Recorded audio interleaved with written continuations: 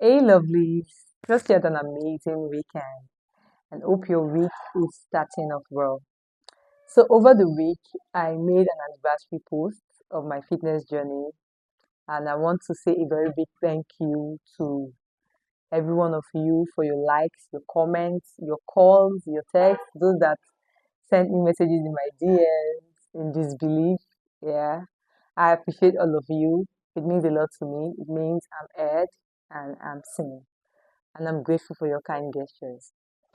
So today I want to talk a little about my fitness journey, how we started, where we started, and show some highlights on some of my high moments and low moments. What made the journey easy for me to be able to go through it, and things that could have actually discouraged me from, being on this journey today. So, not to bore you, I'll try to make it as brief as I can. While I'm making this post, I'm supposed to be putting my highlights of, my throwbacks of 2016, 2017, 2018, 2019. But I didn't have an Android phone at the time. What I had was one Nokia Touch, where I take the SIM phone, you understand? So I didn't keep memories. But I started keeping memories in 2019. And those are the highlights you'll be seeing going forward. I hope this motivates you to keep going on your fitness journey. And if you have not started, I hope this stirs up something in you to start. Thank you. I started my fitness journey in 2016 September. I can't remember the date to be precise, but I knew it was towards the end of the month. It was some days to maybe a week to the Oktoberfest Independence celebration. It happened right in front of my house. I used to live in railway quarters in Enugu, across Unek. I would say the journey started kiosk in front of my house. Mama Neye's kiosk. She sells food. A quick one. I used to do promotional jobs. I go for auditions for Guinness activation, Nigerian Breweries activation, um, Bonvita, Milo. The list goes on. So I was more of a promoter, what you guys would call marketer today. But what they call me there, if you go to my lodge then say that girl wey dey do promotion, that's what people know me as. People don't really know my name. What they know me, that girl dey do promotion for different companies. Yeah. So that's what I did there. So it was very, very stressful. Sometimes I take two jobs. I remember when I would do hot chocolate activation in the morning and I would go for Guinness African special activation in the evening. So it was a very demanding job for me. And that's because as a hustler, when you know you don't have anyone to depend on, you don't have anyone to fall back to, you've only got yourself. Nobody will tell you. The third person. You take as much gigs as you can. But if I could take 4 gigs at that time, I will. But the max I could do is two, one in the morning and one in the evening. So it was really challenging for me. I barely had time to rest. It was very stressful. So we sat down in that kiosk that day, and I was just telling my man, I said, "More, I don't know what I go do. I dey feel body pain, I'm having body pains and all that." So there was an elderly man there. He came to eat, and he was like, that I should either see a physiotherapist or I can start to exercise, go to the gym and all that. I said, exercise, gym. He was like, yes, that it would help me, it would help me mentally, emotionally, stress wise, and all that.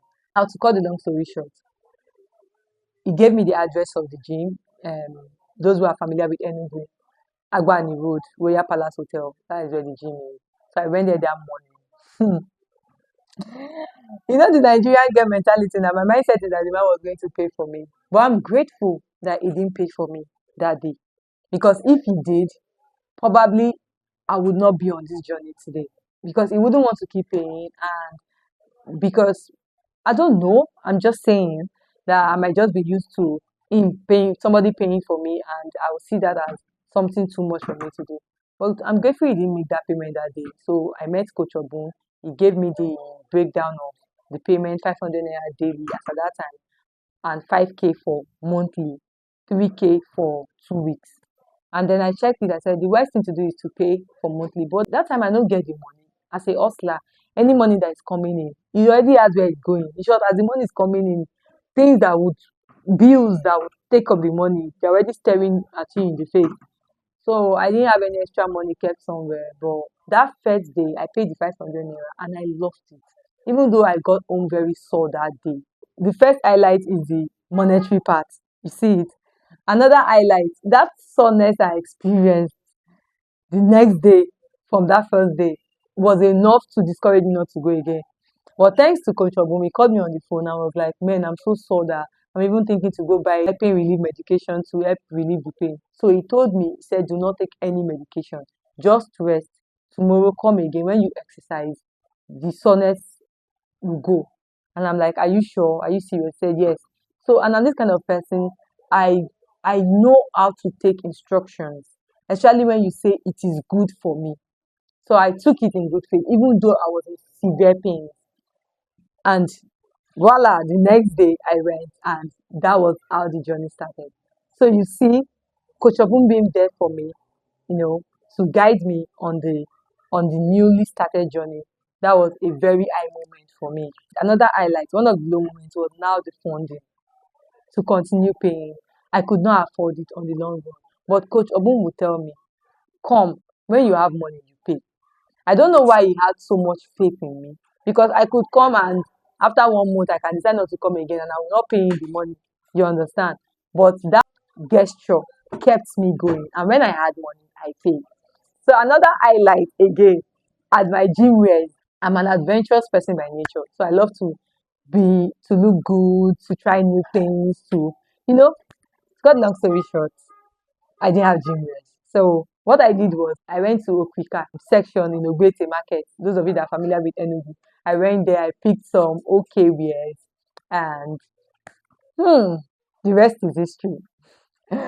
But today, look at me, I have so many gym wears, new ones, and sometimes I even forget that I have them.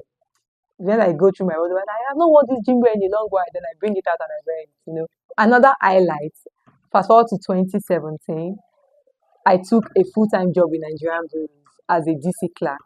Um, I take record of inventories and all of that.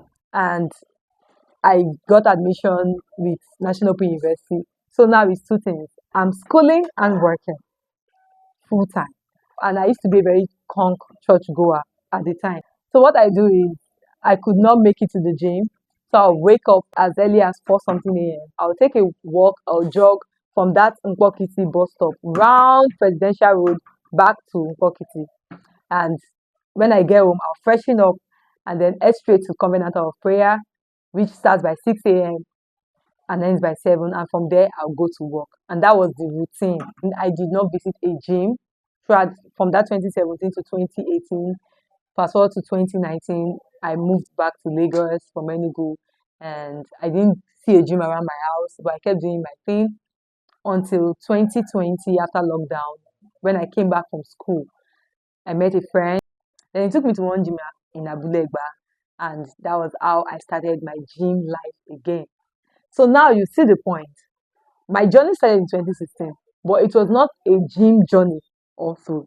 In summary, what I'm trying to tell you today is if you have not started your fitness journey, start today, irrespective of your constraints, financial constraints, gym proximity, gym wears, because that's one of the things that kind of discourages people. Social media is making matters worse for a lot of people because everywhere you turn to, every fitness page you turn to, all you're seeing is aesthetics, good looks, quality gym wears, and all of that. Yes, all of those are good. But if you do not have the financial capacity to do all of that, do not constrain yourself. Do not keep yourself or hold yourself back from starting. Start irrespective of the constraints you are facing. You had my story. I didn't have the money to pay monthly. I paid daily. And as time went on, I didn't have money to even visit the gym, or I didn't even have the time to visit the gym. But I kept working out. I jogged. I stayed active. I'm a very realistic person. And the sad truth is, if you don't make time for exercise, make time to live healthy, to eat healthy, to do something for yourself today, you will definitely make time for sickness. It's not a curse because it will happen. It's either you bear the pain of exercise that would help you on the long run, or you eventually bear the pain of sickness, which will come because you have refused to do the right thing or do right by you. I hope you find this helpful. Please help me like, comment, and share this to everyone around you. Let's join hands together to build a community of healthy and strong people. And I'll see you with a very interesting topic next week. Bye.